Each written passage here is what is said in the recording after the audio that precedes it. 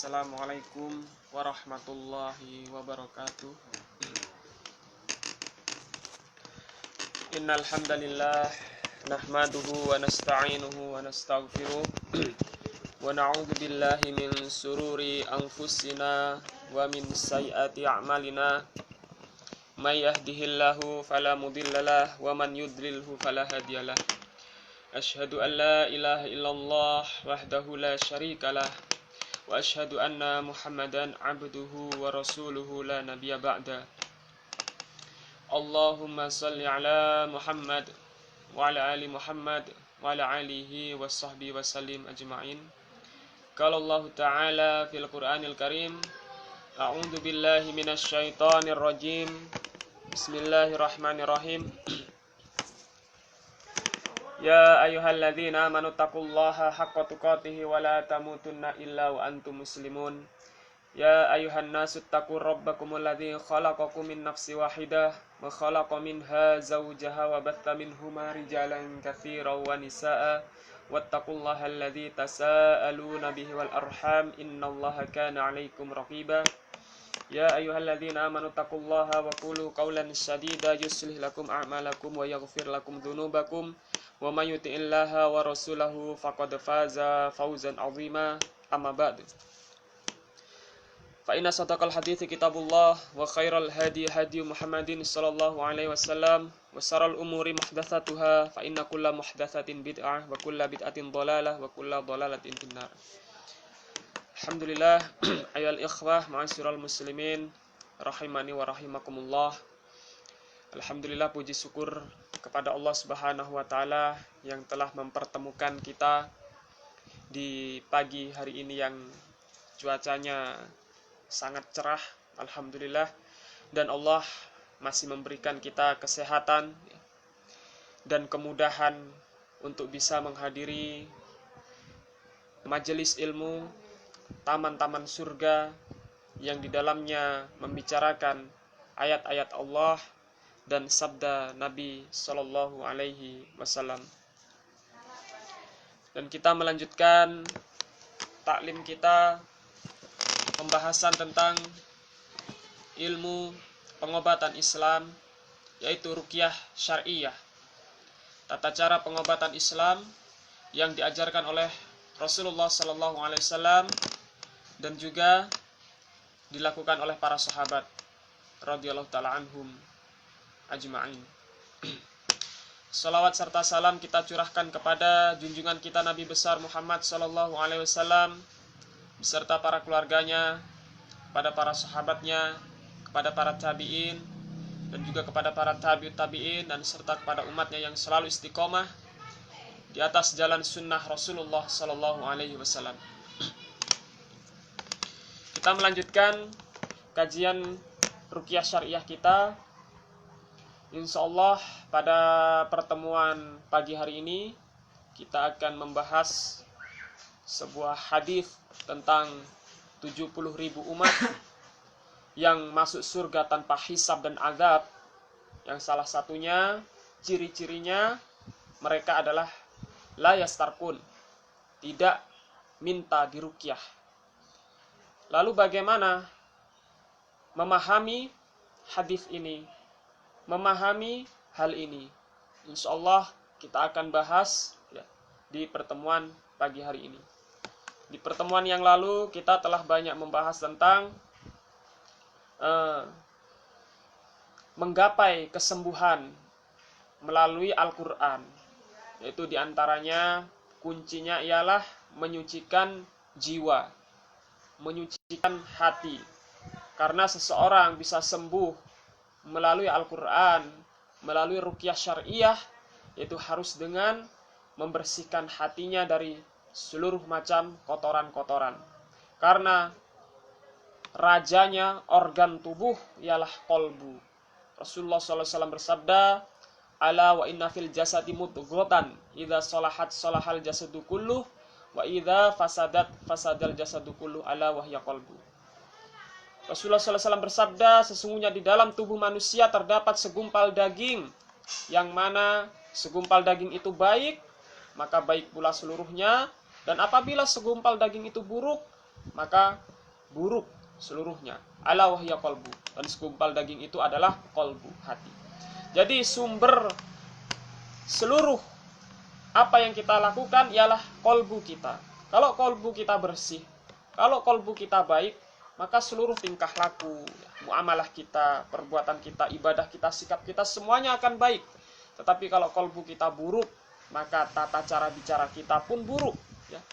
Bicara kotor, mengumpat, ya.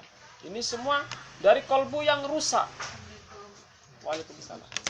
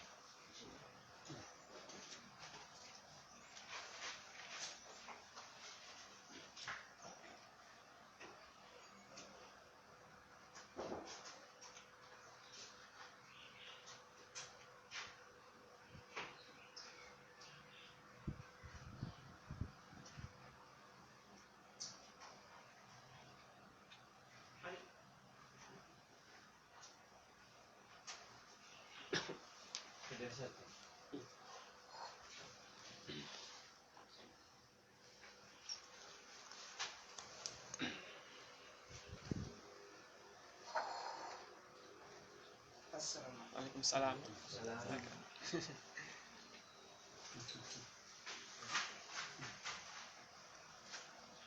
Ya, silakan duduk. Tempatnya masih berantakan. Dari mana? Dari Geger, Pak. Oh, dari Geger. Iya. Yang BA barusan itu ya? Iya. Masya Allah. Yang kemarin pernah ikut di masjid itu. Oh ya. Ya, itu pertama kali di sana masuk. Siapa namanya? Wahid. Wahid. Oh, tak kira Socah itu. Bukan. Bukan. Oh, Geger. Enggak. Kita melanjutkan. Tadi kita sampai dalam kolbu, hati ya. Karena seseorang ingin meraih kesembuhan dari Al-Quran, dari ruqyah syariah, ialah salah satunya yaitu membersihkan kolbu, membersihkan jiwanya ya. Sebagaimana hadis yang kita sebutkan tadi, ala wa inna fil jasadi mudghatan idza salahat salahal jasadu kulluh wa idza fasadat fasadal jasadu kulluh ala wahya qalbu ya. Kalau segumpal daging itu baik, maka baik pula seluruhnya. Dan kalau segumpal daging itu buruk, maka buruk pula seluruhnya. Dan itu adalah kolbu. Maka pentingnya untuk menjaga kolbu kita, menjaga hati kita, ya, dari seluruh hal-hal yang dapat mengotori ya, jiwa, mengotori kolbu kita. Ketika kolbu seseorang itu ya banyak terdapat kotoran-kotoran ya seperti kemaksiatan, ya, hasad, kesirikan, maka jangan salahkan ketika Allah memberikan ya, balasan, memberikan musibah, memberikan bencana, misal sebuah penyakit. Ya. Kalau kolbu seseorang itu terdapat kotoran seperti kemaksiatan, ya, sesuatu yang Allah haramkan, kita kerjakan, maka jangan salahkan ketika Allah memberikan sebuah penyakit berupa teguran. Sebagaimana Allah berfirman, wa ma asabakum min musibatin fabima kasabat aydikum wa ya'fu an katsir. Dan sesungguhnya setiap musibah yang menimpamu, maka itu dari ulah tanganmu sendiri, ya. Dari ulah kita sendiri ya. Mungkin dulunya kita jauh dari Allah ya, maka Allah memberikan berupa teguran, yaitu sebuah penyakit. Dan penyakit ini bermacam-macam. Ada yang penyakit berupa penyakit medis ataupun non medis ya. Dan kita telah membahas sebenarnya pelatihan ini adalah pertemuan yang keempat ya. Tapi tidak apa-apa, kita sedikit mengulang pembahasan yang berlalu agar mungkin yang belum mengikuti bisa mendapatkan ilmunya, insyaallah. Sedikit kita mereply atau mengulang. Maka ketika seseorang tertimpa musibah, maka ia harus bertaubat kepada Allah Subhanahu wa taala. Karena sesungguhnya ketika dia ingin sembuh dari penyakitnya melalui terapi Al-Qur'an atau ruqyah syariah, tentunya ia harus kembali kepada Allah Subhanahu wa taala. Allah berfirman, "Wa nunazziluna minal Qur'ani ma huwa syifaa wa rahmatul lil mu'minin wa la yazidudz zalimina illa khasara." Dan sesungguhnya kami turunkan Al-Qur'an itu sebagai syifa dan rahmat bagi orang-orang yang beriman. Dan Al-Quran menjadi kerugian untuk orang-orang yang zalim. Maka ketika kita ingin mendapatkan sebuah kesembuhan dan rahmat dari Al-Quran, ya, dari Allah Subhanahu wa taala, maka kita harus menjadi orang yang mukmin sejati. Ya. Dan jangan sampai kita tidak mendapatkan apa-apa, malah mendapatkan kerugian ketika kita menyelisihi, ya, ajaran Allah, ajaran dari Rasulullah Shallallahu Alaihi Wasallam. Ketika seseorang diruqyah atau dibacakan Al-Quran, ya, diobati dengan doa-doa dari Al-Quran atau doa-doa dari hadis Nabi Shallallahu Alaihi Wasallam, kemudian tidak ada efek apa-apa, tidak ada reaksi apa-apa, atau bahkan penyakitnya tidak kunjung sembuh, sudah diruqyah, malah sudah 30 juz dibacakan Al-Quran, tetapi kok begitu-begitu saja, tidak ada perubahan. Apa penyebabnya? Dijelaskan oleh Allah Subhanahu wa taala dalam firman-Nya dalam Quran surah Al-Isra ayat yang ke-45. Wa idza qara'tal Qur'ana ja'alna bainaka wa bainal ladzina la yu'minuna bil akhirati hijaban mastura. Dan apabila engkau Muhammad membaca Al-Qur'an, kami adakan suatu dinding, ya, dinding pembatas yang tidak terlihat, ya, hijab. Ketika dibacakan Al-Quran, Allah turunkan dinding pembatas, hijab yang tidak terlihat antara engkau Muhammad yang membacakan Al-Quran dengan orang-orang yang tidak beriman kepada kehidupan akhirat. Inilah sebuah kerugian.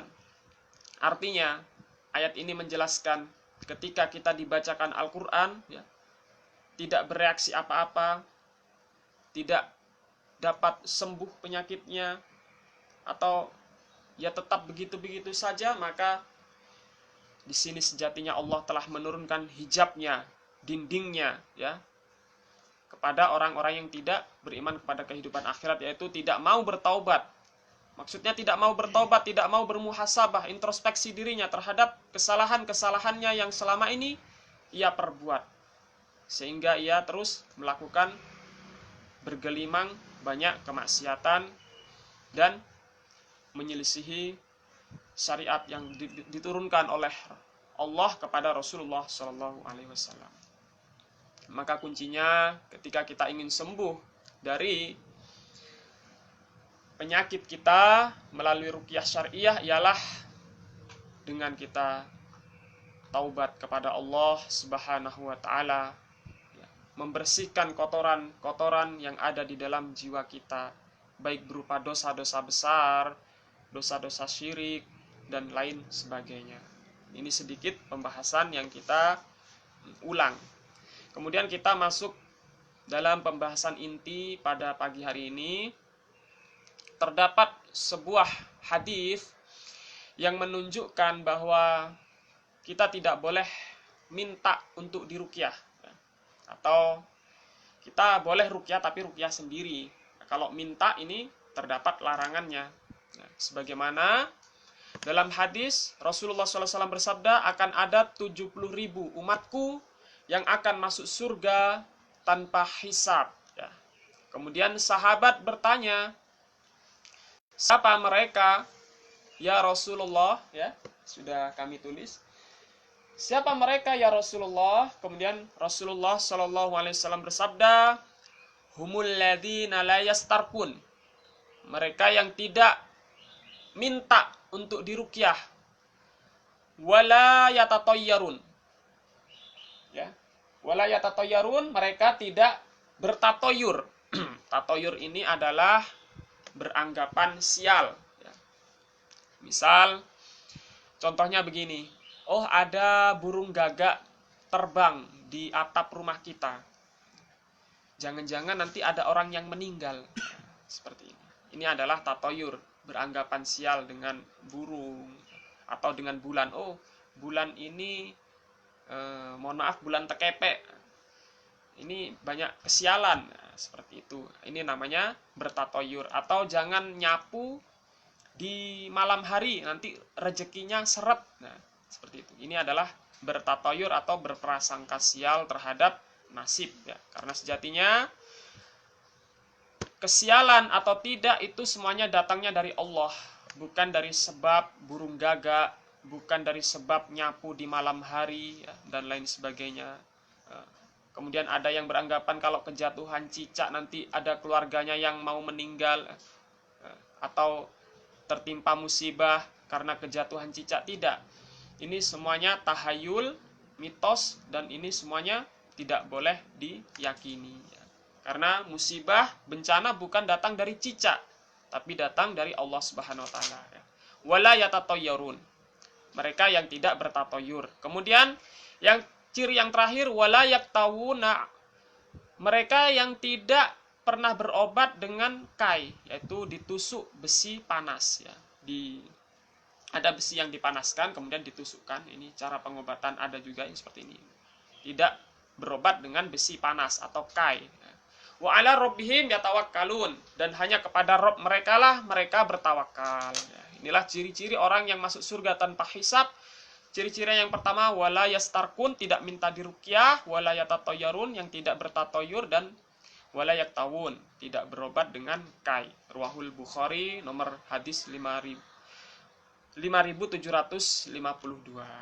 Kemudian bagaimana menyikapi, ya, hadis ini? Apakah kita semerta-merta kalau sakit, wis jangan minta ruqyah, ruqyah sendiri aja lah? Kalau kita belum tahu caranya meruqyah diri kita sendiri, bagaimana caranya? Ya tentunya kita datang kepada ahlinya.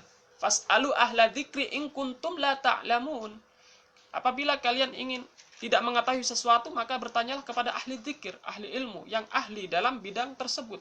Kalau kita tidak tahu cara untuk ruqyah, ya kita datang kepada ahli ruqyah. Kita tidak tahu cara, misal memasak, ya kita cari ahli masak. Bagaimana caranya memasak untuk mengajari kita. Tanyakan kepada ahlinya. Kalau kita tidak tahu cara ruqyah sendiri, terus disuruh ruqyah sendiri, ya kita tidak bisa meruqyah diri kita sendiri.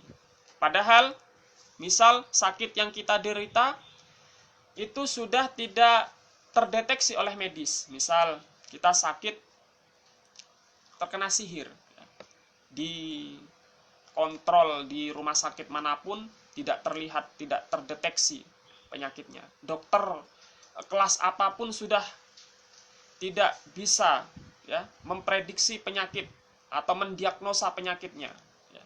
Karena penyakitnya gaib, non medis. Maka jalan keluarnya ialah dengan ruqyah, yaitu dengan dibacakan, ya, dimantrai, tapi dimantrai dengan cara yang syar'i, ya. Dimantrai dengan cara yang syar'i. Kalau kita misal awam, misal masih tidak tahu, ya kita dianjurkan untuk bertanya kepada orang yang ahli di bidang tersebut. Kemudian hadis berikutnya dijelaskan dalam riwayat lain, ya. Nah, di sini sudah kami tulis. Ada 70.000 orang yang masuk surga tanpa hisab dan azab. Kemudian dalam riwayat lain disebutkan bahwa setiap 1.000 dari 70.000 tadi ada 70.000 lagi, ditambah lagi. Jadi Rasulullah menyebutkan 70.000 umat yang masuk surga tanpa hisab. Nah, maka setiap 1.000, ya, 70.000 tadi dibagi-bagi 1.000. Nah, setiap 1000 dari orang tersebut nanti ditambah lagi 70.000 lagi ya. Hadisnya dari Abu Umamah dari Nabi SAW, ia berkata, wa'adani Rabbi azza wajal an yudkhilal jannah min ummati sab'ina alfan bi ghairi hisab wala adabin ma'a kulli alfi sab'una alfan. Rabbku azza wajal telah menjanjikan padaku bahwa 70.000 orang dari umatku akan dimasukkan surga tanpa hisab dan azab. Setiap 1000 dari jumlah tersebut terdapat 70.000 orang lagi. Riwayat Imam Ahmad ya, dan Syekh Su'aib Al-Arnaud mengatakan bahwa hadis ini sahih dengan sanad yang hasan. Berarti berdasarkan hadis yang ini, setiap 1000 dari 70.000 lagi tadi ditambah lagi 70.000, maka 70.000 kali 70.000 hasilnya 4.900.000 umat atau orang yang akan masuk surga tanpa hisab dan azab. Jadi orang yang masuk surga tanpa hisab tidak terbatas 70.000 tetapi 4.900.000. Jadi orang-orang yang minta diruqyah mereka masih memiliki kesempatan untuk masuk surga tanpa hisab. Kemudian ada pendapat ulama yang lain yang mengatakan tentang tidak boleh minta ruqyah ya, karena nanti akan menghalangi masuk surga tanpa hisab. Ulama lain berpendapat yang dimaksud adalah ruqyah yang batil atau ruqyah yang syirkiyah. Di sini ada dua pendapat. Ulama yang pertama berpendapat bahwa itu ruqyah yang syirkiyah, dan ulama yang berikutnya berpendapat termasuk ruqyah syar'i juga menghalangi orang masuk surga tanpa hisabnya. Kemudian untuk memahami hal ini, kalaupun itu adalah ruqyah yang syar'i, maka yang minta ruqyah tetap ada kesempatan untuk masuk surga tanpa hisab berdasarkan dalil berikutnya, yaitu setiap 70.000 tadi ya, setiap 1000 dari 70.000 tadi ditambah 70.000. Jadi 70.000 kali 70.000 ada 4.900.000. Kemudian kita beranjak ke pendapat para ulama untuk memahami hal ini. Dijelaskan oleh Syekh Abdul Aziz bin Baz rahimahullah ya, menjelaskan tentang hadis ini yang tidak minta ruqyah. Kata Syekh bin Baz, hadis ini menunjukkan bahwa tidak meminta-minta itu lebih utama ya. Kalau kita sudah tahu caranya ruqyah sendiri ya, sudah mahir, maka lebih baik kita meruqyah diri kita sendiri. Kalau sudah mahir, sudah pandai, tetapi kalau belum ya kita minta tolong ke orang lain ya. Tidak meminta-minta itu lebih utama, kata Syekh bin Baz. Demikian juga dengan meninggalkan kai ya, meninggalkan pengobatan ditusuk besi panas. Akan tetapi ketika keduanya dibutuhkan, tidak mengapa meminta ruqyah dan melakukan kai, karena Nabi SAW memerintahkan Aisyah untuk meminta ruqyah ketika dia jatuh sakit ya. Ini hadisnya ketika Rasulullah memerintahkan Aisyah untuk minta diruqyah dari sakit atau penyakit ain ya. Dan Nabi juga memerintahkan ibu dari anak-anak Ja'far bin Abi Thalib, yaitu Asma binti Umais radhiyallahu anha untuk meminta ruqyah bagi mereka. Kemudian penjelasan selanjutnya, kata Syekh bin Baz rahimahullah, hal ini semua menunjukkan bahwa tidak mengapa, ya, tidak apa-apa minta ruqyah ketika betul-betul dibutuhkan. Ya. Jadi artinya, kesimpulannya, ketika kita benar-benar darurat, benar-benar membutuhkan ruqyah, kemudian kita tidak tahu cara ruqyah, disuruh ruqyah sendiri kita tidak tahu, tambah parah sihirnya, ya. Kita disihir, misal sihir marit, sewaktu-waktu rasa sakit itu muncul seperti ditusuk-tusuk di jam-jam tertentu, disuruh ruqyah sendiri kita tidak tahu, kita masih awam ya. Terus dilarang, jangan minta ruqyah nanti tidak masuk surga tanpa hisab. Bagaimana caranya? Ya, kalau kita diam saja ya tambah parah. Padahal Allah memerintahkan kita untuk berikhtiar, ya, berusaha untuk berobat. Selama berobat itu dengan cara yang halal, dengan cara yang syar'i. Ya. Ketika kita tidak tahu, kita benar-benar membutuhkan, maka dibolehkan kita untuk minta tolong kepada orang lain untuk mendoakan kita, yaitu meruqyah diri kita dengan cara yang syar'i, sesuai dengan Al-Quran dan hadis Rasulullah SAW. Insya Allah orang yang minta ruqyah ketika dia benar-benar membutuhkan tetapi tawakalnya kepada Allah, mereka tidak menganggap kesembuhan itu datang dari yang meruqyah, ya. Mereka menganggap kesembuhan itu datangnya dari Allah dan benar-benar menyandarkan seluruhnya itu kepada Allah. Maka masih ada kesempatan untuk masuk surga tanpa hisab. Sebagaimana hadis yang tadi, ada 4.900.000 orang yang masuk surga tanpa hisab dan azab. Ya. Jadi ketika kita minta tolong kepada orang lain untuk meruqyah diri kita, keluarga kita, ya, sanak famili kita, maka jangan pernah menganggap yang menyembuhkan itu yang meruqyah. Jangan menganggap yang menyembuhkan itu yang membacakan Al-Quran. Kita peruqyah tidak bisa memberikan kesembuhan, tapi yang menyembuhkan itu hanyalah Allah Subhanahu wa Ta'ala. Dan jangan pernah beranggapan, saya kalau tidak diruqyah si fulan, ya, misal tidak diruqyah si fulan, saya tidak akan sembuh. Jadi saya ruqyahnya kepada si B. Nah, misal, milih orang meruqyah, ya. Saya kalau diruqyah si B sembuh, kalau diruqyah si fulan, si A tidak sembuh. Nah, ini namanya mengkultuskan seseorang. Ya. Kecuali kalau si B ruqyahnya syirkiyah, ya, boleh kita meninggalkan si B, milih ruqyah yang syar'i tadi. Wallahu alam bisawab. Jadi kemudian dijelaskan pula oleh Syekh Abdul Aziz Al-Syekh ketika menjelaskan hadis 70.000 orang tadi yang masuk surga tanpa hisab.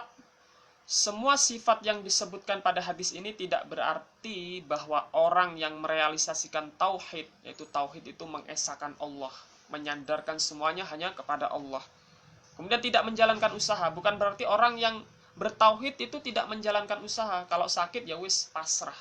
Bukan seperti itu maksudnya. Sebagian orang memahami bahwa orang yang keimanannya telah sempurna tidak perlu berusaha sama sekali, sehingga bila ia sakit tidak perlu berobat.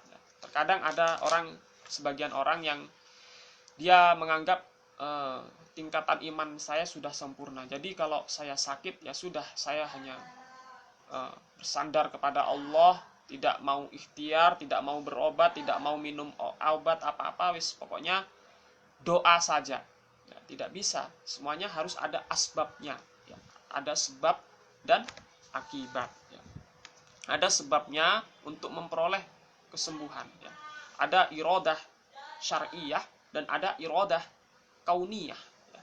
Iradah syar'iyah ialah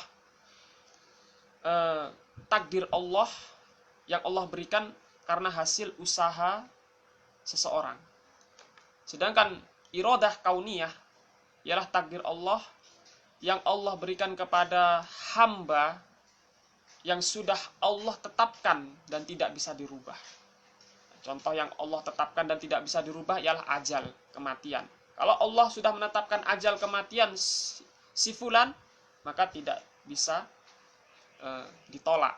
Walaupun berobat secanggih apapun kedokteran medis, kalau Allah sudah menetapkan ajal, maka hari itu pula ajal seseorang akan tiba. Tapi iradah yang syariah, takdir Allah yang karena hasil usaha, maka ini harus ada usaha ikhtiar kita. Kita ingin makan, ya kita harus ikhtiar bagaimana cara kita mendapatkan makanan. Kita bekerja, mencari uang.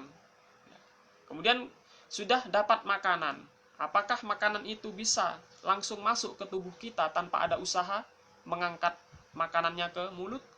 Ya tidak bisa. Ada usaha lagi untuk memasukkan makanan ke mulut kita. Seperti halnya tadi kita sakit, ya kita dianjurkan untuk ikhtiar, berobat, menggapai kesembuhan, ikhtiar. Dan ikhtiar ini tidak mengurangi tauhid, tidak mengurangi sandaran kita hanya kepada Allah, asalkan kita benar-benar bertawakal, ya, mempasrahkan seluruh hasil dari ikhtiar kita hanya kepada Allah. Ikhtiar ini hanyalah sebab. Saya berobat hanyalah sebab. Dan semua itu nanti mau sembuh atau tidak, semua urusan Allah Subhanahu wa taala. Yang penting saya sudah ikhtiar dan berobat. Ya, seperti itu. Ini kata Syekh Abdul Aziz Al-Syekh ketika beliau rahimahullah menafsirkan atau memahami tentang hadis 70.000 umat yang masuk surga tanpa hisab, ialah tidak minta diruqyah, ya. Karena Nabi SAW sendiri pernah diruqyah, pernah berobat, serta memerintahkan kita untuk berobat. Beliau juga pernah memerintahkan salah seorang sahabatnya untuk berobat, ya. Bahkan beliau juga pernah memerintahkan salah seorang sahabatnya untuk berobat dengan besi panas, yaitu kai tadi. Ya, jadi kalau dalam keadaan yang dibutuhkan, benar-benar dibutuhkan, bahkan kai pun dibolehkan. Ya. Yang penting tawakalnya hanya kepada Allah. Jadi hadis tadi yang tidak masuk surga tanpa hisab, yaitu ketika orang itu tawakalnya kepada peruqyah, ya.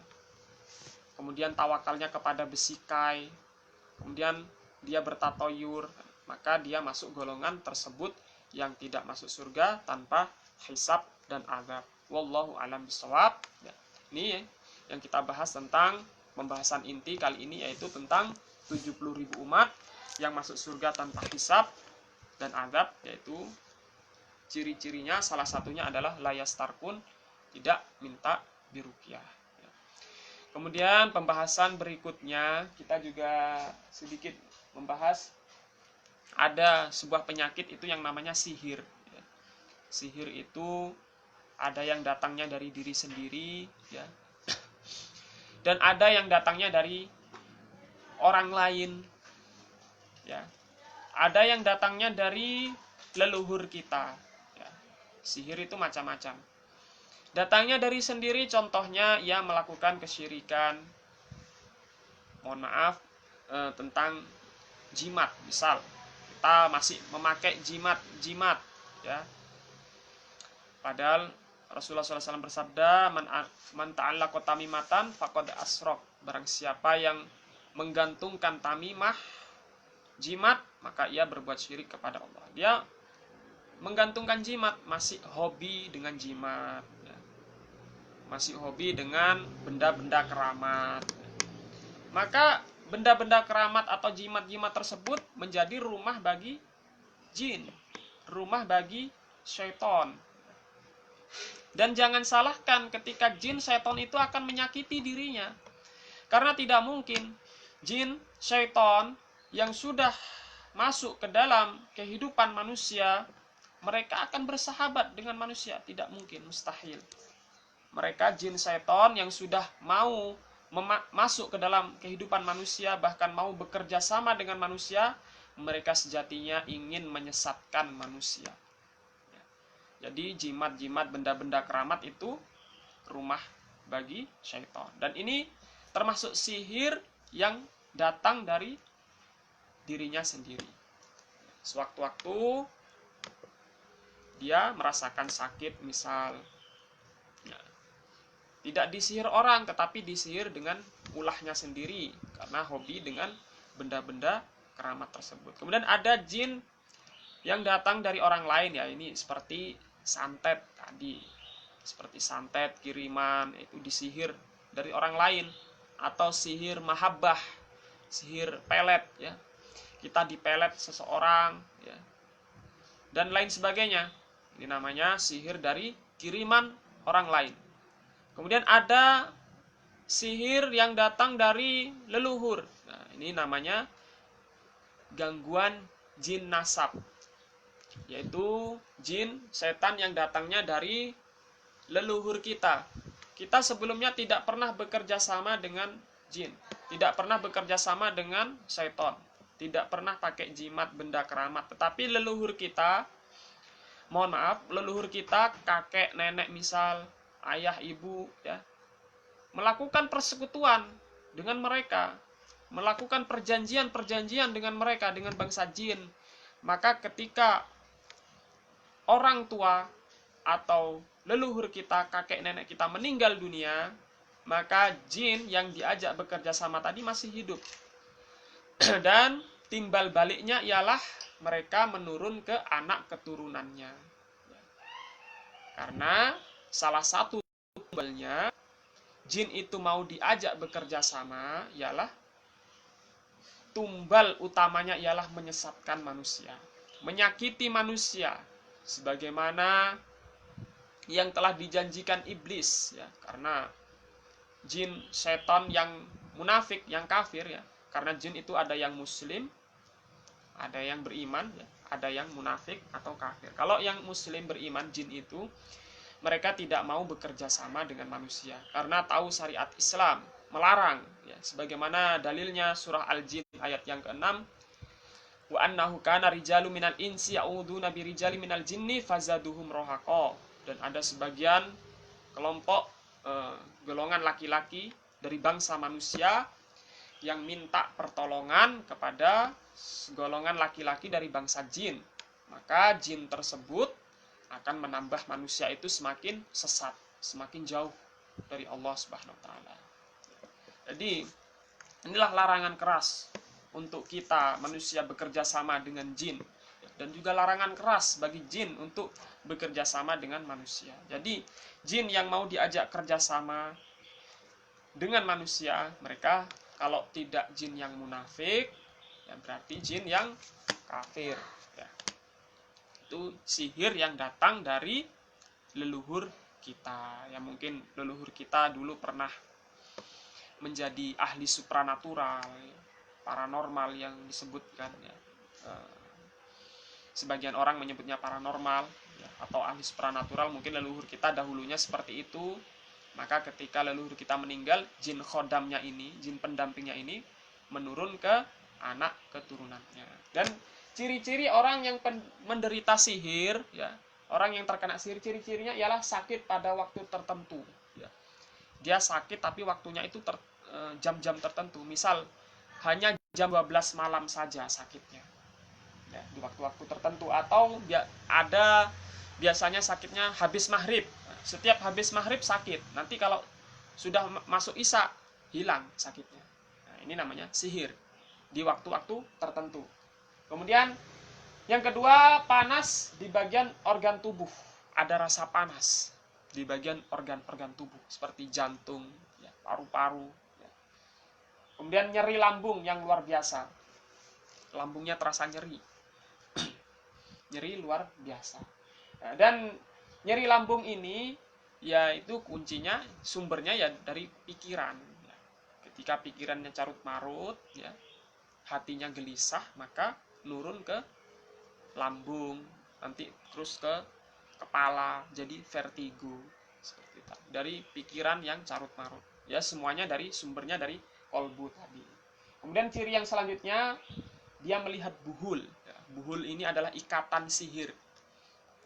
Seperti kain putih misal, kain putih yang diikat dalam suatu benda, kemudian diletakkan di tempat-tempat tertentu. Nah, dia bisa melihat buhul tersebut, ikatan sihir tersebut. Kemudian yang kelima cirinya ialah terjadi perubahan drastis pada sikap karakter. Yang awalnya dia aktif, ya, aktif dalam ngobrol, dalam keluarganya, kemudian tiba-tiba jadi pendiam. Yang awalnya dia suka kumpul dengan keluarganya, dengan ayah ibunya, dengan bibinya, pamannya, ya, suka ngobrol dengan tetangganya, ya, berbuat baik kepada tetangganya. Kemudian tiba-tiba dia menjadi orang yang minder, mengurung diri, ya. tiba-tiba pendiam, mengurung diri. Kok biasanya nggak gini orang ini? Biasanya kan aktif, suka ngobrol, terus tiba-tiba mengurung diri. Nah, seperti itu. Kemudian ada juga biasanya anak-anak ini, ya, kalau terjadi pada anak-anak, anak ini kalau disuruh-suruh rajin. Dia rajin sholat biasanya, rajin ibadah. Tetapi akhir-akhir ini dia malas. Malas, bahkan kalau diperintah untuk sholat ibadah, melawan. Nah, ini salah satu ciri terkena sihir juga. Kalau tidak datang dari diri sendiri, dikirim orang lain, atau ya datang dari leluhur kita. Wallahu a'lam bishawab. Ini ciri-ciri sihir. Kemudian saudara-saudara yang semoga dimuliakan oleh Allah Subhanahu wa taala, kemudian ada gangguan sihir yang terjadi pada fisik atau gangguan jin, ya. Gangguan jin atau sihir yang terjadi pada fisik seseorang, yaitu sakit yang tidak terdeteksi medis, ya. Berobat ke medis, ke dokter, tidak terdeteksi. Oh, sampean ini normal, sehat sampean ini, jantungnya normal, kolesterolnya normal kata dokter, darahnya juga normal, tensinya. Tapi kok merasakan sakit, ya, berarti tidak terdeteksi medis ini. Ini bisa jadi sihir, gangguan pada fisik tubuh, ya. Kemudian kalau terjadi pada wanita, ya, mohon maaf, terjadi pendarahan terus-menerus, ya. Istihadah, pendarahan terus-menerus tidak kunjung berhenti. Bisa jadi terkena gangguan jin, ya, atau sihir. Kemudian gangguan fisik yang lainnya, gangguan seksual. Gangguan seksual ini seksual yang nyeleneh, misal mohon maaf, homoseksual, ya. Laki-laki sukanya laki-laki, perempuan suka perempuan, lesbian. Ini gangguan seksual, ya. Bisa jadi indikasinya gangguan jin karena menyalahi fitrah manusia, menyalahi fitrah manusia itu sendiri, ya. Gangguan seksual yang tidak sewajarnya. Kemudian membangkang,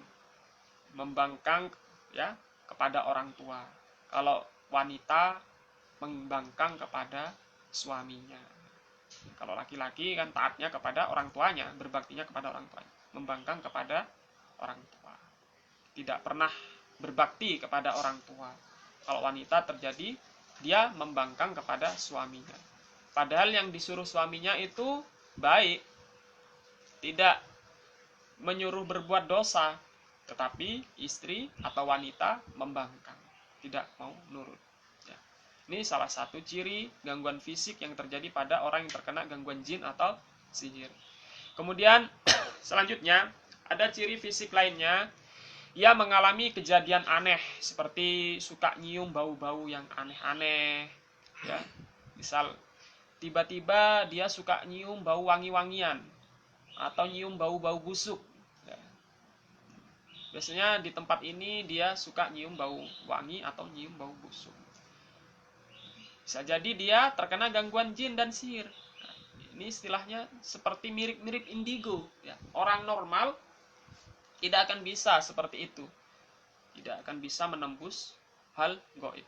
Kalau dia suka mencium bau-bau aneh, berarti terindikasi dia terkena gangguan jin dan sihir. Ini mirip dengan indigo. Kalau indigo, ya, dia bisa melihat makhluk gaib atau bisa ngobrol dengan makhluk gaib. Sebenarnya orang yang indigo ini mereka tidak punya kelebihan.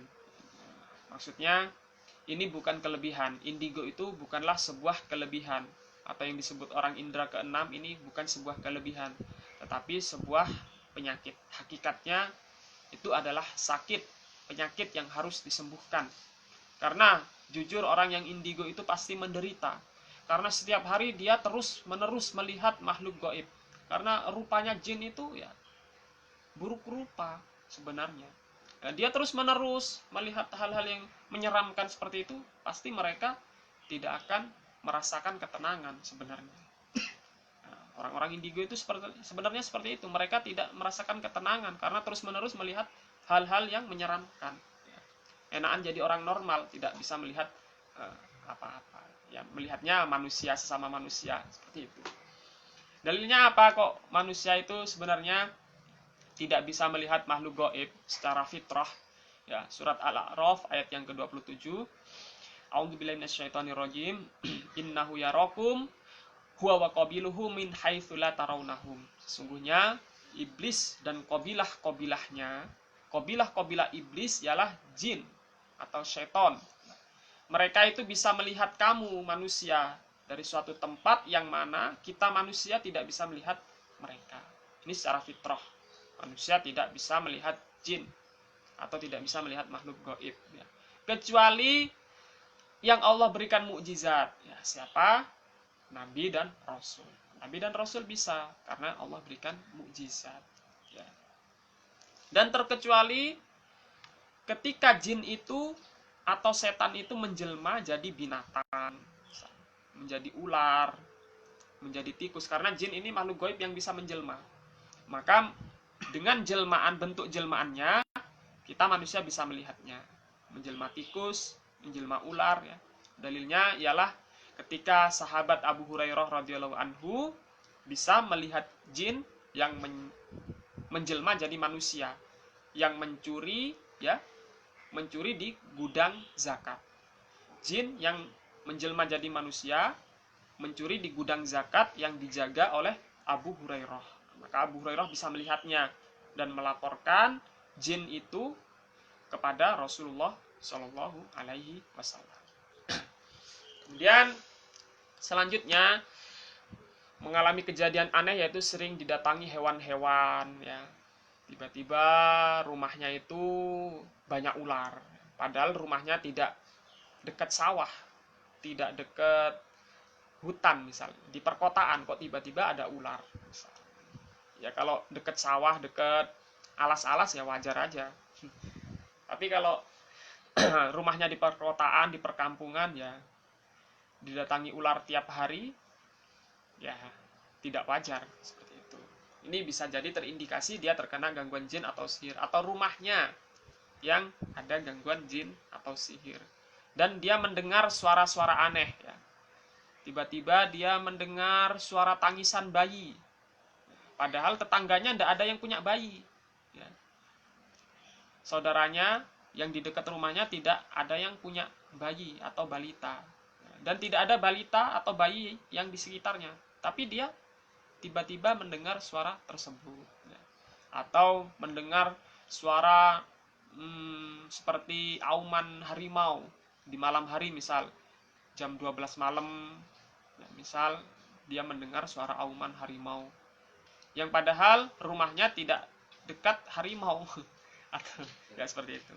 Mendengar suara-suara aneh yang tidak wajar, yang tidak sewajarnya. Ya, bisa jadi ia terkena indikasi gangguan jin atau sihir. Ini gangguan pada fisik. Kemudian gangguan saat tidur. Saat tidur dia susah tidur, insomnia.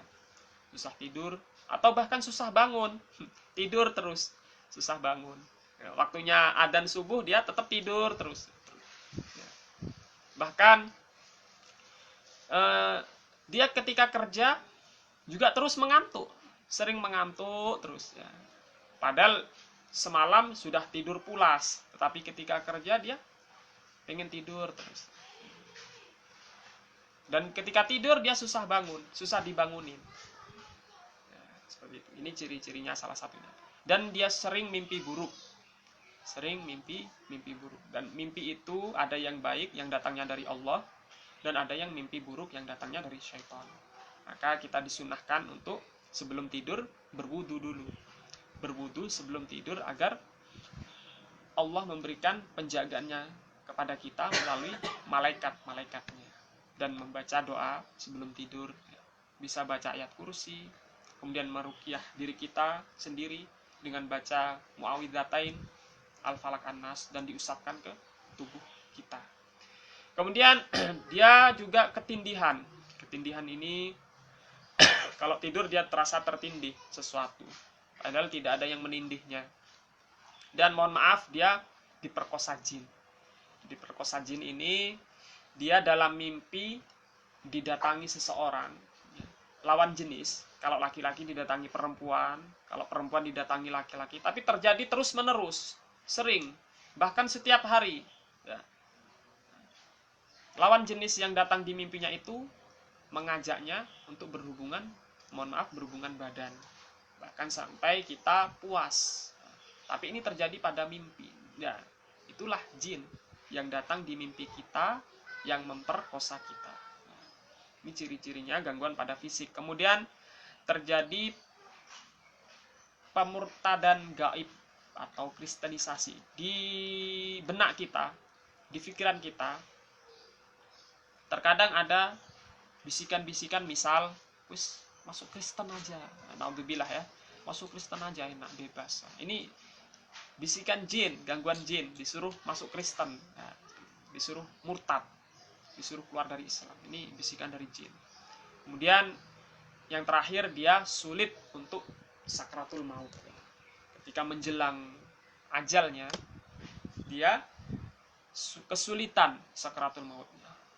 Megap-megap istilahnya, terus menerus itu. Sulit sekali sakratul maut. Bisa jadi karena ada gangguan jin dan sihir. Ya. Dan tentunya ini bisa diatasi dengan taubat. Ya. Diajak taubat. Ketika orang yang sulit sakratul maut tadi, diajak taubat, dibisiki di telinganya, suruh bertaubat. Mungkin dia sudah bicaranya tidak bisa, ya, mengap-mengap atau megap-megap, ya, tidak bisa, maka bisa disuruh taubat, ya, melalui hatinya. Dia disuruh menangis kepada Allah, ya, memohon ampunan kepada Allah dari seluruh perbuatan yang selama ini ia perbuat. Bisa jadi karena perbuatannya yang selama ini tidak Allah ridhoi, sehingga membuat ia sulit untuk sakratul maut. Ya. Kalau ada orang yang sulit sakratul maut, diajak taubat, disuruh taubat. Kemudian sambil ditalkin, ya, pelan-pelan baca la ilaha illallah Muhammadur Rasulullah. Ya. Siapa tahu dengan usaha yang kita lakukan, orang itu mampu mengucapkan syahadat, ya, menjelang akhir hayatnya. Ini ciri-ciri pada gangguan fisiknya. Kemudian ciri orang yang terkena gangguan jin dan sihir terjadi pada ibadah. Ya, ketika orang itu ibadah, sulit untuk khusyuk. Ya, mau khusyuk itu sulit. Tidak khusyuk, ya. Bahkan gelisah dalam sholatnya. Ketika ia sholat, dia merasa gelisah, kegelisahan, tidak mendapatkan ketenangan dalam sholatnya, dan sering lupa rakaat sholat. Ya. Kalau sholat jamaah, insya Allah tidak lupa karena ada imamnya. Kalau kita makmum, tapi kalau kita, masalahnya kalau kita jadi imam masih muda, ya, kalau sudah tua wajar ada pikunnya. Tapi kalau masih muda terus lupa, sering lupa terus, ya, jadi imam lagi, berarti ada indikasi dia ada gangguan gaib. Ya. Karena setan itu, ya, ingin membuat orang itu tidak nyaman untuk beribadah, ingin membuat manusia itu tidak khusyuk ibadahnya kepada Allah, karena tujuannya untuk menyesatkan manusia. Ya, janji iblis ketika disuruh sujud kepada Nabi Adam tidak mau, nah, iblis berjanji akan menyesatkan manusia. Nah, tentaranya iblis siapa? Ya, setan. Nah, setan tujuannya ingin menyesatkan manusia, membuat manusia itu sulit untuk beribadah, dibuat lupa rakaat sholat, dan sering menguap, ya, bahkan ketika ibadah sering menguap. Nah, seperti itu. Kemudian ketika membaca Al-Quran, sesak nafas, padahal dia tidak punya penyakit sesak nafas. Ketika baca Al-Quran, A'udzubillahi minasyaitonirrajim. Bismillahirrahmanirrahim. Alif lam mim dzalikal kitabu la raiba fihi hudal lil muttaqin. Kemudian sesak nafas. Sesak nafas ketika membaca Al-Quran. Indikasi pasti dia terkena gangguan jin atau sihir. Kemudian ngantuk. Nah, ketika baca Al-Quran dia ngantuk. Baru baca 10 ayat sudah ngantuk, ingin tidur. Ya, baru baca 5 ayat sudah ngantuk, sudah menguap. Ya. ngantuk ketika saat baca Al-Quran. Dan ketika sholat, dia gerakannya ya gerakannya sembarangan. Sembarangan.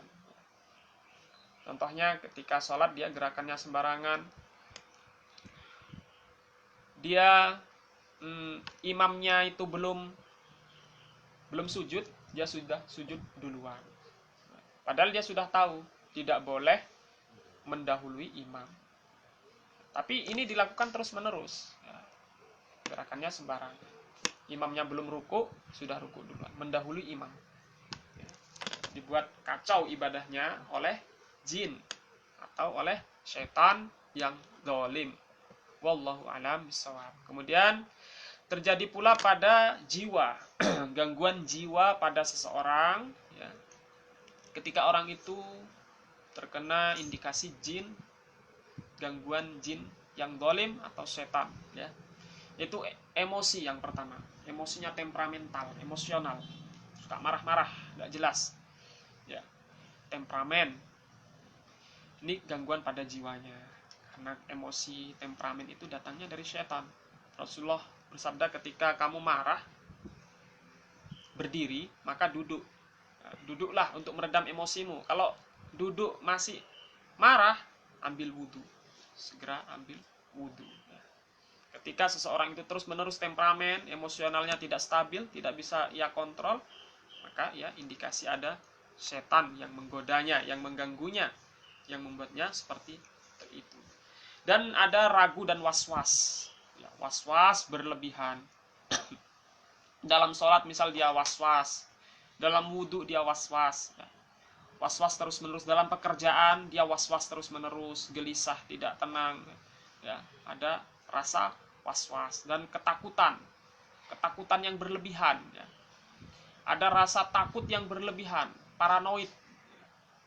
Ini bisa jadi ada indikasi gangguan jin dan sihir. Terus pelupa akut, ya.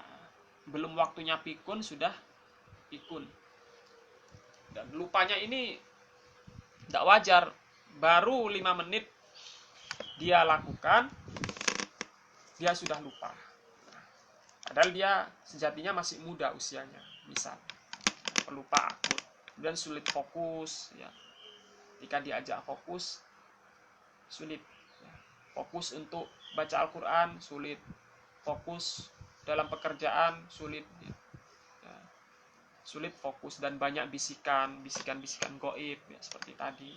Ada setan yang membisiki, masuk Kristen, bisikan-bisikan. Kemudian depresi, sedih, galau, linglung, ya, gila, ya. Termasuk gila. Kalau gilanya sebabnya dari hal yang tidak wajar, bisa jadi ada indikasi jin atau sihir setan. Ada seseorang misal yang dulunya waras, normal. Kemudian karena banyak melakukan ritual-ritual kesyirikan, misal banyak benda-benda keramatnya, kemudian banyak melakukan kayak, mohon maaf, puasa mutih, ingin sakti, ya. Ingin sakti, kemudian melakukan amalan puasa mutih. Bukanya hanya makan nasi putih dan minum air putih, tidak ada lauknya. Dia lakukan terus-menerus amalan-amalan seperti ini. Kemudian dia gila, sampai dia gila. Gilanya tersebut karena sihir yang mereka lakukan sendiri, yang mereka undang sendiri dari amalan yang menyelisihi Islam, ya. Amalan yang mengundang jin. Atau dia sering datang ke supranatural, sering datang ke dukun, dikit-dikit datang ke dukun, ya. Mohon maaf, dagangannya ingin laris, datang ke dukun untuk minta penglaris. Sakit dikit, tanya ke dukun, ini sakitnya kenapa, Mbah? Oh, ini kamu disihir sama si fulan. Kalau orang itu bisa menyebutkan nama orang yang menyihir, berarti dia dukun. Seorang peruqyah syar'i tidak bisa menebak, tidak bisa menerawang, tidak bisa membaca pikiran. Kalau yang kita datangi terus kita dikasih tahu kamu ini disihir sama si fulan, atau jinnya datang dari pohon gombor misalnya. Nah, ini berarti dukun. Nah, masuk dalam orang yang indigo. Orang yang indigo yang memiliki penyakit, bukan kelebihan. Kemudian dia mampu meramal, ya, bisa meramal, termasuk ada indikasi gangguan jin dan setan. Kemudian mimpinya jadi kenyataan. Mimpi terus menerus jadi kenyataan. Misal dia mimpi motornya hilang, kemudian jadi kenyataan, beneran motornya hilang. Seperti itu. Atau mimpi yang lainnya, mimpi anaknya meninggal, jadi kenyataan pula anaknya akan meninggal. Karena bisa jadi dalam mimpi tersebut ada setan yang masuk ke dalam mimpinya, ya, yang masuk ke dalam mimpinya, yang setan itu berhasil mencuri berita dari langit. Ya. Setan yang mencuri kabar berita dari langit yang kemudian disampaikan kepada kawan-kawannya di dunia. Ya. Ada sebuah dalil yang menjelaskan tentang jin itu mencuri dengar berita para malaikat, mencuri dengar nguping pembicaraannya malaikat yang ada di langit, kemudian jin itu menyampaikan kabarnya kepada teman-temannya di bumi. Allah berfirman, A'udzubillahi minasyaitonirrajim, wa anna lamasnas sama afawajadnaha muliat harasang syadidaw wasuhuba. Dan sesungguhnya jin telah mencoba mengetahui rahasia langit, maka kami mendapatinya penuh dengan penjagaan yang kuat dan panah-panah api. Jin berusaha nguping pendengarnya para malaikat yang ada di langit. Ya. Kemudian di langit terdapat panah-panah api yang akan menghujani para jin yang berusaha mendengar, ya, mendengar pembicaraan malaikat tersebut. Dan ada yang berhasil mendengarkan pembicaraan malaikat, kemudian jin itu menyampaikan kepada teman-temannya di dunia. Kemudian selanjutnya, wa anna kunna naq'udu minha maq'ida lis-sam' faman yastami'il ana yajid lahu shihabar rasada. Dan sesungguhnya jin dahulu dapat menduduki beberapa tempat di langit untuk mencuri dengar berita-berita, ya. Berita-berita dari langit dicuri oleh jin. Tetapi sekarang siapa yang mencoba mencuri dengar seperti itu pasti akan menjumpai panah-panah api yang mengintai untuk membakarnya. Jadi jin itu bisa mencuri dengar, tetapi di atas langit sana, ketika jin itu berusaha untuk mencuri dengar berita di langit, mereka dihujani panah-panah api untuk membakar mereka. Dan terkadang mereka berhasil mencuri dengar di langit, mencuri dengar pembicaraan malaikat di langit, kemudian disampaikan kepada teman-temannya di dunia, dan temannya yang di dunia mencampur dengan 1000 kebohongan. Rasulullah SAW bersabda, tilkal kalimatul haqqu yakhtafuhal jinniyu fayaqdhifuha fi udhuni waliyihi wa yazidu fiha mi'ata kadhibat. Itu memang berita benar yang dicuri oleh jin. Memang terkadang jin itu masuk ke dalam mimpi kita, menyampaikan anak kita mau meninggal, menyampaikan mau kehilangan sepeda motor atau lain sebagainya, ya, itu memang benar berita yang datang dari langit yang dicuri oleh jin, lalu dia menyampaikannya kepada telinga majikannya, yaitu dukun. Orang yang sering mimpi tersebut, walaupun dia tidak profesinya dukun, tetapi dia salah satu ciri orang yang punya istilahnya punya bakat untuk jadi dukun. Walaupun dia profesinya tidak dukun, tapi punya bakat untuk menjadi seorang dukun. Ya. Berita dari jin itu disampaikan kepada dukun, dan oleh dukun berita itu ditambah-tambahi dengan 100 kebohongan. Dan ada kalanya seorang dukun itu berhasil menebak pasiennya, maka sejatinya ini sudah dicampur dengan berbagai macam kebohongan oleh dukun tersebut. Ya. Tujuannya apa? Untuk menyesatkan manusia. Ya. Dan ketika kita terlalu percaya dengan jin dan seton, maka ini dilarang oleh Rasulullah SAW. Ya, ketika Abu Hurairah diajari ayat kursi oleh jin, nah, ketika jin tadi yang mencuri di gudang zakat yang dijaga Abu Hurairah, kemudian Abu Hurairah ingin melapor kepada Rasulullah SAW. Dan Rasulullah SAW, jin tersebut ingin mengajarkan sebuah amalan yang nanti tidak akan bisa diganggu jin. Nah, kemudian Abu Hurairah diajari dengan ayat kursi. Diajari ayat kursi untuk mengusir jin. Kemudian lapor kepada Rasulullah SAW. Nah, kata Rasulullah, yang dikatakan jin itu benar. Memang benar amalan ayat kursi itu mampu mengusir jin atau setan. Tetapi pada hakikatnya, kata Rasulullah, pada hakikatnya ia adalah kadzab, pendusta. Jin itu sebenarnya adalah pendusta. Fitrahnya setan itu pendusta. Jadi kita jangan terlalu percaya dengan bisikan-bisikan jin atau setan. Allahu a'lam bishawab. Ini yang terjadi pada gangguan seseorang pada jiwanya ketika terkena indikasi gangguan jin dan setan. Saudara-saudara yang semoga dimuliakan oleh Allah Subhanahu wa taala, semoga apa yang kita dapatkan pada pembahasan kali ini bisa membuka sedikit ya keilmuan kita, agar kita menjadi hamba Allah yang benar-benar taat kepada Allah dan menjalankan syariat yang sesuai Rasulullah SAW ajarkan, dan kita berusaha membersihkan hati, membersihkan jiwa kita ya dari segala macam kotoran-kotoran yang hinggap di dalam hati kita ya. Dan kotoran-kotoran jiwa itu banyak sekali, dosa-dosa besar yang kita lakukan terus-menerus.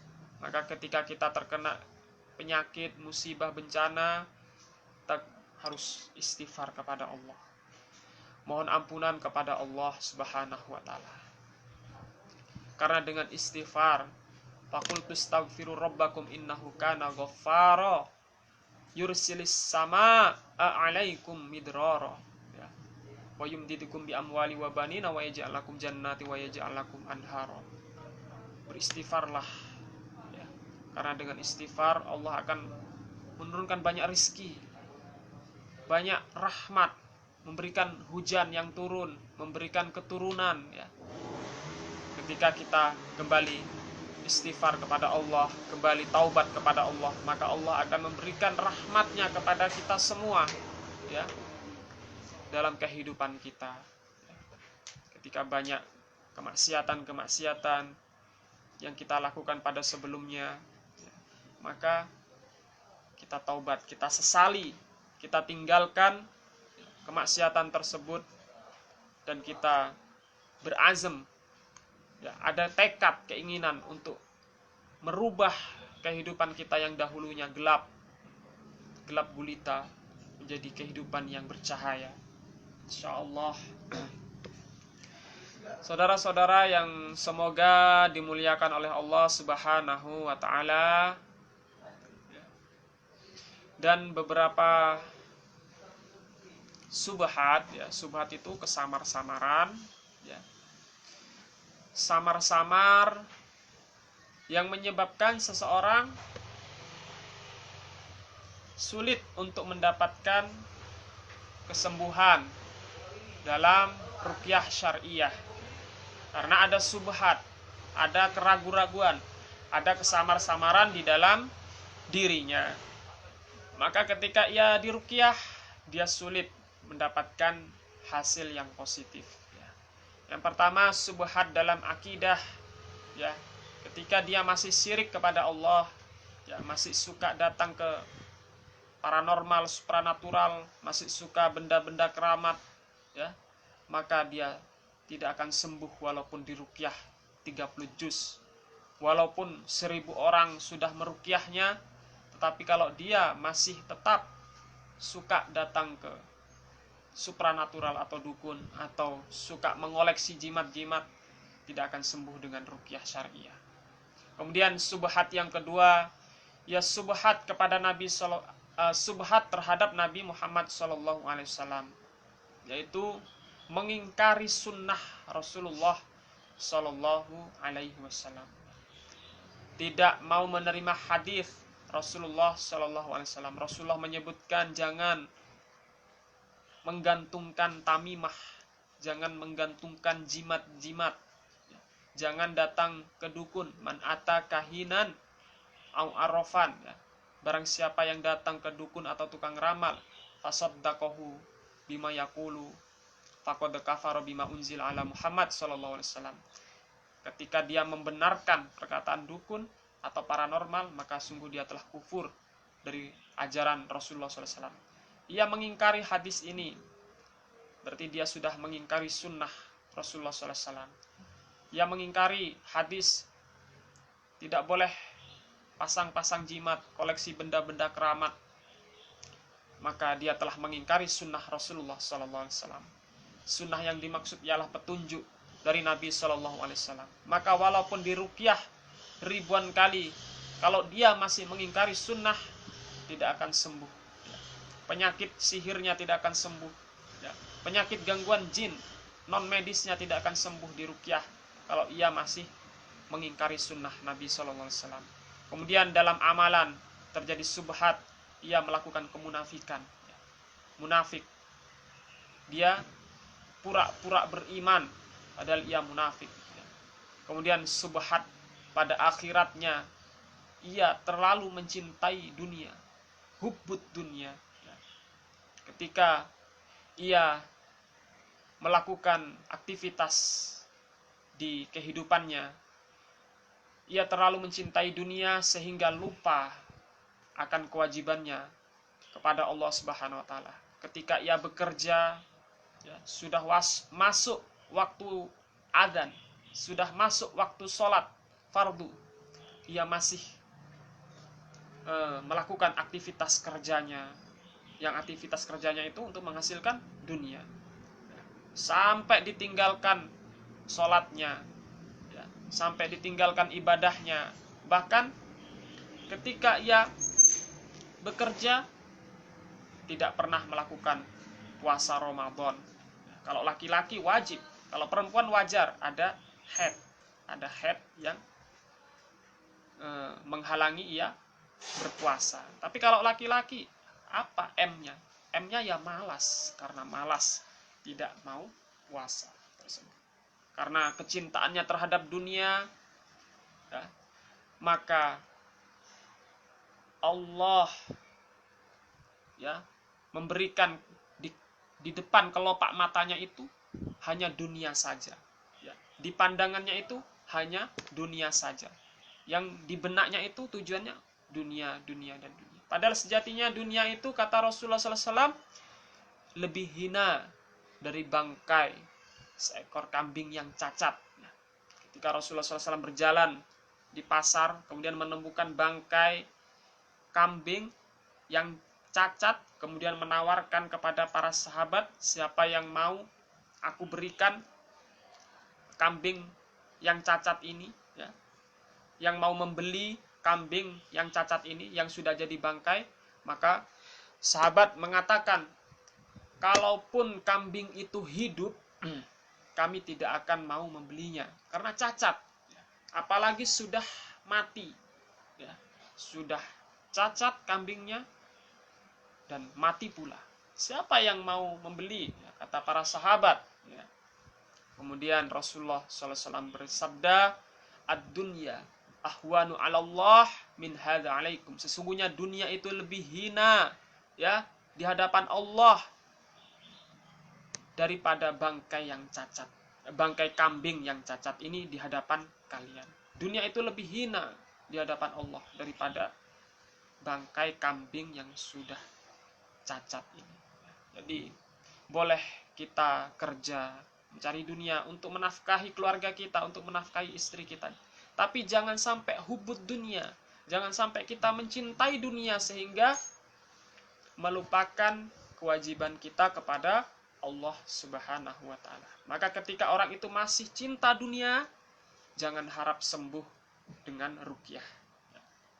Dibacakan Al-Qur'an tidak akan ngefek mental karena masih ada hijaban masturo, dinding penghalang yang menghalangi antara pembaca Al-Qur'an dengan dirinya. Salah satunya ialah hubud dunia yang menghalangi ia untuk menunaikan kewajibannya kepada Allah Subhanahu wa taala, dan di benaknya hanya dunia dan dunia. Maka keempat subhat, kesamar-samaran, keraguan-raguan ini harus kita singkirkan, yaitu syirik, subhat dalam akidah, kemudian mengingkari sunnah Rasulullah SAW, kemudian munafik, sifat munafik harus kita tinggalkan, dan sifat hubud dunia yang berlebih-lebihan. Kita tidak berarti dilarang untuk mencari uang sebanyak-banyaknya, tidak mengapa, la ba'sa, tidak mengapa. Tetapi jadikan dunia yang kita miliki hanya di genggaman, bukan di hati kita.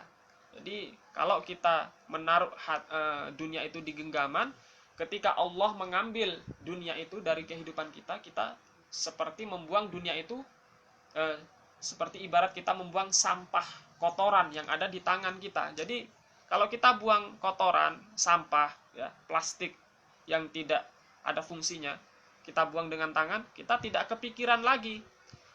Begitu juga dunia yang kita miliki, ketika kita taruh di genggaman, Allah mengambilnya sewaktu-waktu, kita tidak terlalu galau, kita tidak terlalu sedih. Tetapi kalau dunia kita taruh di hati, Allah mengambilnya, maka kita akan terus kepikiran, sedih terus-menerus, dan bahkan sampai melupakan Allah Subhanahu wa taala. Karena pikiran kita hanya dunia, bukan akhirat. Inilah keempat yang harus kita jauhi. Saudara-saudara yang semoga dimuliakan oleh Allah Subhanahu wa taala, mungkin pembahasan ini cukup sampai di sini, dan insya Allah kalau ada kesempatan kita akan melanjutkan di pertemuan yang akan datang. Semoga bisa mengikutinya bagi saudara-saudara yang lain. Mungkin ada yang mau didiskusikan atau ditanyakan, tafadhol, silahkan. Mungkin ada yang mau ditanyakan.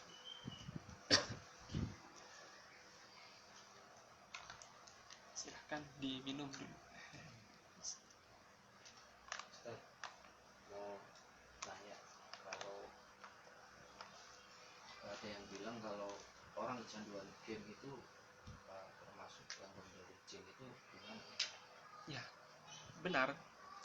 Orang yang kecanduan game itu memang ada indikasi gangguan jin. Karena game itu kan melalaikan sifatnya. Apalagi game-game yang zaman sekarang yang pakai judi, uang nanti dijual, itu bikin nagih, dan sesuatu yang membuat mudarat untuk kehidupan kita itu pasti ada setan di dalamnya. La doror wala diror, kata Rasulullah SAW. La doror wala diror, jangan membuat mudarat, bahaya pada diri sendiri, dan jangan membuat bahaya atau mudarat kepada orang lain. Dan game itu membuat mudarat kepada diri kita sendiri.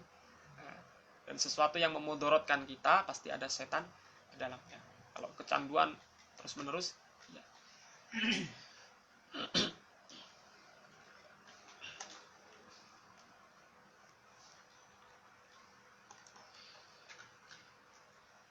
Berangkat jam berapa? Dari jam 8. Kok tahu? Oh, yang saya WA ya? Iya itu. Oh ya. Pak Wahid.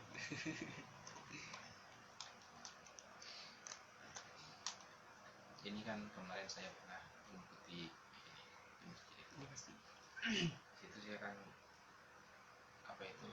sudah ada reaksi-reaksi. Kan kebetulan kemarin juga saya datang ke Bangkalan itu, Pak Hasim. Pak Hasim Iya. Burneh ya? Iya, ya, konsultasi di situ. Itu saya dulunya kan pernah ini ngikutin perguruan-perguruan, kan dikasih amaran-amaran. Dari situ kan saya memang sudah merasakan ada sesuatu yang ada dalam diri saya. Terus ngikut kan itu kan kemarin ini ada reaksi. Terus saya disuruh dikasih saran suruh luka sendiri. Rukyah mandiri Ya, ya. Tapi sampai sekarang itu ini masih kayak masih ada gitu. Sering ini kepala kalau kayak kepingin teriak apa, kayak ngajak-ngajak berantem lagi gitu. Kan dulu kan kayak gitu, bisa sila sendiri, bisa apa gitu. Suka ya kan termoplater istilahnya. Kalau punya gitu ada jumawa gitu Ya, dulu kan memang kayak terus dari kecil memang ini terus teman saya, bahkan saya sampai ke Jember gitu dulu. Tapi saya ini ingin bebas dari itu, gimana caranya gitu. Saya ingin bebas kayak Ustaz seperti tadi bilang, ingin normal. Tapi masih suka melihat hal-hal kalau masalah itu enggak melihat, tapi kalau semuanya masuk ke ruangan itu kayak itu saya merasakan ada sesuatu di sini kayak gitu. Oh, yang kayak tadi yang disebutkan. Iya, merasakan di sini. Lah terus saya tanya ke ke orangnya, Ustadz Hasim. Enggak, kalau saya misal bertamu ke rumah orang gitu. Kok kayak ada sesuatu di sini kayak gitu. Nebak-nebak. Iya, nebak-nebak. Karena saya itu kan kayak itu keburun golek gitu. Istilahnya. Merinding. Saya sekarang tuh kalau kayak dari tadi itu saya kalau dengar kayak kamu bukan di sini tempatnya gitu. Kayak yang tadi itu. Iya. Maaf. Iya, silakan diangkat dulu. Guru dong, Pak. Mulai.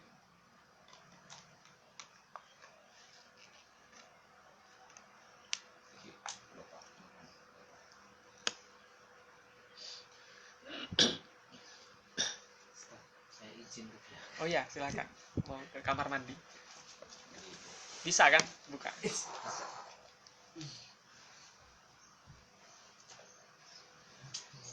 Ya, pertama kalau punya misal barang-barang keramat, jimat itu disingkirkan, dihancurkan. Mungkin Ustadz Hasim sudah menyebutkan. Ya, sudah dibahas. Alhamdulillah. Terus perbaiki ibadahnya, sholat. Kalau sholat wajibnya sudah insya Allah istiqomah di masjid berjamaah, ditambah dengan sunnah seperti tahajud, duha, dan diiringi dengan ibadah sunnah lainnya, puasa sunnah atau sedekah. Kemudian jangan lupa Al-Qur'annya setiap hari dibaca. Dan setelah itu ruqyah mandirinya ini kalau bisa baca Al-Baqarah. Jangan hanya Al-Falaq An-Nas aja, tapi Al-Baqarah. Karena Rasulullah SAW bersabda, "Inna syaiton yang firu minal baitil ladzi tuqra'u fihi suratul Baqarah." Sesungguhnya setan akan lari di dalam rumah yang di dalamnya dibacakan surah Al-Baqarah. Jadi setan itu takut dengan surat Al-Baqarah. Jadi setan yang ada dalam diri kita, yang ada dalam tubuh kita, ketika dibacakan surat Al-Baqarah mereka berontak. Mereka merasakan ketidaknyamanan setan. Itu dibaca sekaligus? Bisa sekaligus. Kan 3 juz ya. Nah, itu kalau kuat dibaca sekaligus, tapi kalau nggak kuat bisa dicicil, pagi 1 juz, siang 1 juz, atau malam 1 juz. Kemudian bisa pakai mandi air bidara. Sudah pernah? Sudah mandi air bidara. Tapi air bidaranya diruqyah. Iya, sendiri. Baca apa aja? Dibaca ya pokoknya yang di Al-Qur'an apa yang ada, kan kami kemarin itu beli. Oh, buku ayat-ayatnya. Kalau yang lebih maksimal Al-Baqarah, Mas. Ya, maksimal untuk penanganan eksklusif sihir yang sulit keluar, yaitu Al-Baqarah. Air bidara yang sudah dikasih bidara, daun bidara, dibacakan surat Al-Baqarah. Itu kalau bisa setiap hari, dilakukan terus menerus. Kalau bisa 1 bulan, kalau kuat ya kalau nggak kuat ya tadi dicicil. Insya Allah nanti akan ada perubahan dengan ruqyah Al-Baqarah itu tadi. dicoba nanti di rumahnya. Mulai hari ini mungkin cari daun bidara, masukkan ke air, nanti dibacakan surat Al-Baqarah, setelah itu dibuat mandi. Kalau bisa, karena airnya ini tadi sudah dibacakan ayat-ayat Al-Quran, itu nyiramnya jangan di kamar mandi yang ada toiletnya, karena kan sudah ada ayat Al-Qurannya. Kalau bisa ketika menyiram air yang sudah dibacakan Quran tadi di luar toilet, karena toilet kan tempatnya setan. Ini beberapa pendapat para ulama, tapi ada yang membolehkan mandi air ruqyah di kamar mandi yang ada toilet. Itu dicoba. Masnya siapa namanya? Fuduli. Ini Mas Wahid. Nanti setelah ini kita ruqyah, ya, terapi Al-Quran bersama-sama sambil menunggu waktu duhurnya 11:30 untuk teman. Mungkin Pak Ustaz, ini dapat dari mana ya? dari Pakong. Oh, mungkin pernah ngaji di sana. Iya, ngaji di sana. Oh, kebetulan saya alumni sana. Alumni sana, Iya. Pakong, Kiai Sinwani ya. Iya. Iya. Saya sering ngaji di sana. Oh iya. Tapi saya nggak pernah lihat Ustaz gitu. Ya banyak orang di sana. Insya Allah ini tanggal 26 ada alumni Iya, Akbar. Iya. Alumni Akbar. Insya Allah hadir saya. Saya ini alumni sana. Ya. Alumni Wah, ada di sini ya saya kata saya. iya. Banyak saya buku dari Kiai Sinwani itu Pakong kan. Kebetulan teman saya juga alumni sana. Kalau Muniri itu. Ya, termasuk peserta juga di sini. Kak Muniri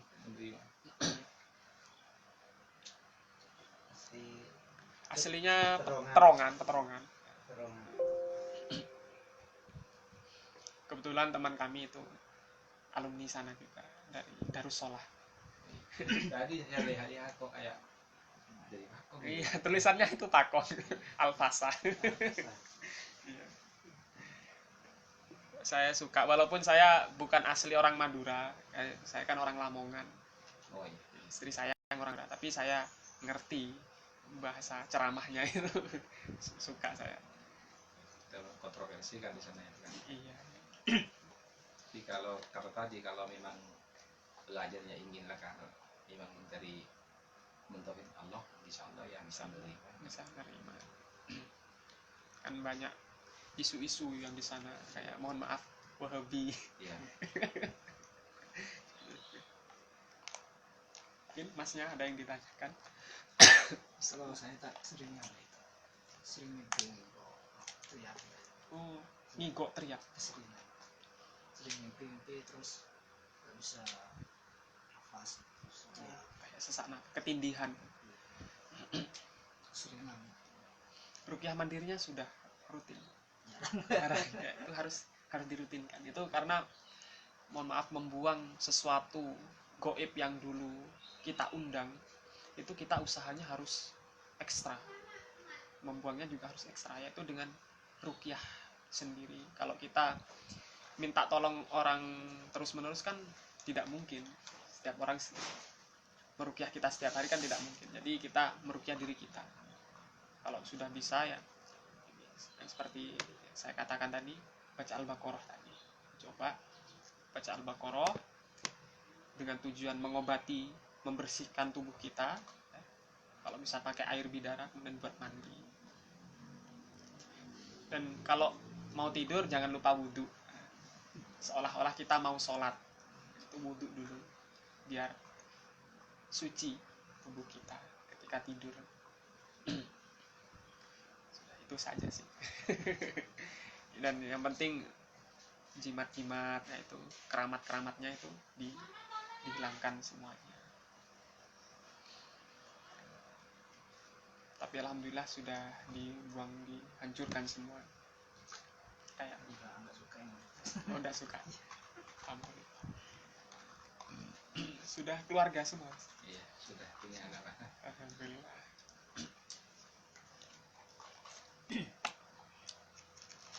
Kalau itu kayak itu gimana? Kalau kayak orang-orang kan sudah berapa kali tahun pernah ikut itu disembunyi kayak iya debus ya, iya kekebalan. kekebalan, Kekebalan. makan beling pernah kayak ikut kayak itu Pak. sampai Iya Pak. tiga tahunan ya gitu. debus itu ya. Iya Ya itu semuanya dari jin, karena ilmu-ilmu kebal itu. Memang ada sebuah istilahnya karomah. Karomah itu memang Allah berikan kelebihan kepada hambanya yang soleh, yang taat. Dan karomah itu tidak diundang, tidak dipelajari, tidak ada pelatihannya, tidak ada amalan-amalan tertentu. Dan Allah menurunkan karomah ini hanya sekali, ketika hamba Allah itu terdesak, seperti pada waktu zamannya Umar bin Khattab. Umar bin Khattab bisa bicara jarak jauh dengan sahabat yang berperang, padahal Umar bin Khattab sedang berada di Madinah, sedang khutbah. Bisa berbicara kepada sahabatnya yang berperang, memberikan instruksi. Nah, ini sebuah karomah. Kan tidak mungkin orang normal bisa bicara di lain tempat, kecuali pakai handphone ya. Zaman dulu udah ada handphone. Ini karomahnya Umar bin Khattab. Dan itu terjadi satu kali. Dan tidak ada amalan-amalan khusus untuk memperoleh hal itu. Nah, biasanya orang-orang yang punya kekebalan, makan beling, atau ditusuk besi tidak mempan, dibacok tidak mempan, itu ada amalan tersendiri. Ya mohon maaf, kayak ada puasa mutih atau puasa pati geni istilahnya, atau tumbal, cari hewan yang ditumbalkan, ayam hitam, ayam putih, dan lain sebagainya.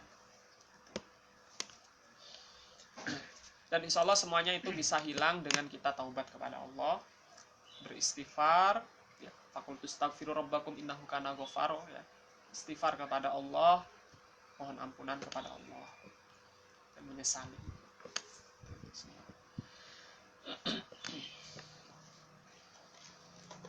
Kita lakukan ruqyah dulu ya, mungkin bisa sedikit membantu ruqyah syariah yang kita lakukan pada pagi hari ini.